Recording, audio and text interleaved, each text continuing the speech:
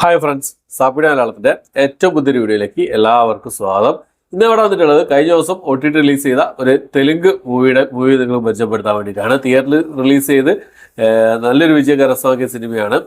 പിന്നെ സിനിമയുടെ പേര് വരുന്നത് മിറൈ എന്നാണ് സിനിമയുടെ പേര് വരുന്നത്. ഏകദേശം 60 കോടി മുടക്കി ഏകദേശം 150-160 കോടിയോളം കളക്ഷൻ നേടിയ സിനിമയാണ് പിന്നെ മിറൈ എന്ന് പറഞ്ഞ ഈ ഒരു സിനിമ.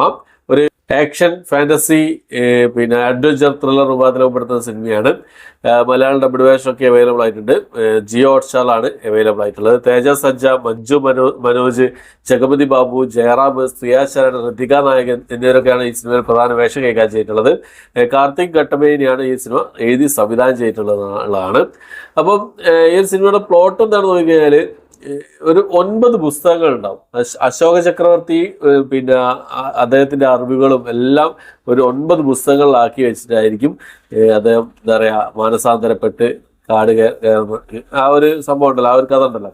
അപ്പോൾ 9 പുസ്തകത്തിലായിരിക്കും എല്ലാ സംഭവവും ഉണ്ടാകും. ഈ ലോകം തന്നെ പിടിച്ചടക്കാൻ പറ്റിയ സംഭവങ്ങളായിരിക്കും ആ 9 പുസ്തകം. അപ്പോൾ ഈ 9 പുസ്തകം 9 സ്ഥലങ്ങളിലായിട്ട് സൂക്ഷിച്ചു വെച്ചിരിക്കും. അതിന്റെ സംരക്ഷകരും ഉണ്ടാവും.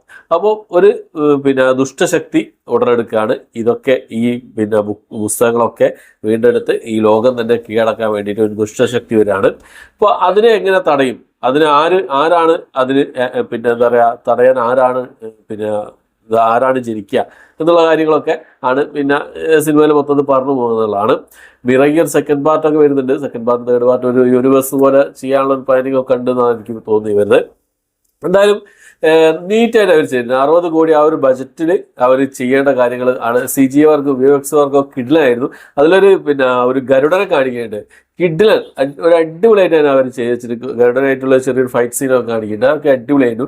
ആക്ഷനുകളൊക്കെ വളരെ നന്നായി തന്നെ അവർ ചെയ്തിട്ടുണ്ട്. പിന്നെ നായകൻ ഹനുമാൻ നീ കണ്ടിട്ടുണ്ടാവും, ഇതിൻ്റെ ഇപ്പോൾ സോംബി റെഡ്ഡി കണ്ടിട്ടുണ്ടാവും. ഈ സിനിമകളിലൊക്കെ നല്ല നായകനാണ് തേജ സജ്ജ എന്ന നായകൻ.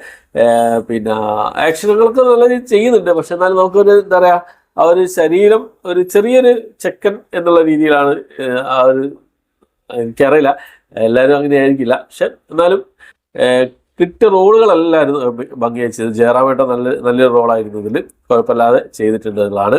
ഒരു കിടിലൻ പടം ഒന്നും പറയാൻ പറ്റില്ല. പ്രഡിക്റ്റബിൾ സ്റ്റോറി ആയിരുന്നു. അത് മേക്കിംഗ് കൊണ്ട് അടിപൊളിയാക്കി ചെയ്തു എന്നുള്ളതാണ്. ഒരു നല്ലൊരു സിനിമ കണ്ടിരിക്കാം, അത്ര തന്നെ. എന്തായാലും കണ്ടിരിക്കാം. നല്ല ക്വാളിറ്റിയിൽ ചെയ്തു വെച്ചിട്ടുണ്ട് അവരെന്നുള്ളതാണ്. ഓക്കെ, തിയേറ്റർ എക്സ്പീരിയൻസ് ചെയ്യേണ്ട ഒരു സിനിമ കൂടിയായിരുന്നു. പക്ഷേ തിയേറ്റർ എക്സ്പീരിയൻസ് ചെയ്യാൻ പറ്റിയില്ല. ജിയോ ഹോട്ട്സ്റ്റാറിൽ അവൈലബിൾ ആണ്, ഫ്രീ ആയിട്ട് കാണാവുന്നതേ ഉള്ളൂ. ഓക്കെ, അപ്പോൾ ഇത്രയാണ് ഇന്നത്തെ വീഡിയോ ഇഷ്ടപ്പെട്ടായിരിക്കുന്നു. ഈ സിനിമയെക്കുറിച്ച് നിങ്ങളുടെ അഭിപ്രായങ്ങൾ എന്തൊക്കെയാണെന്നുള്ള കാര്യങ്ങളൊക്കെ കമന്റ് ബോക്സിൽ ശ്രമിക്കാം.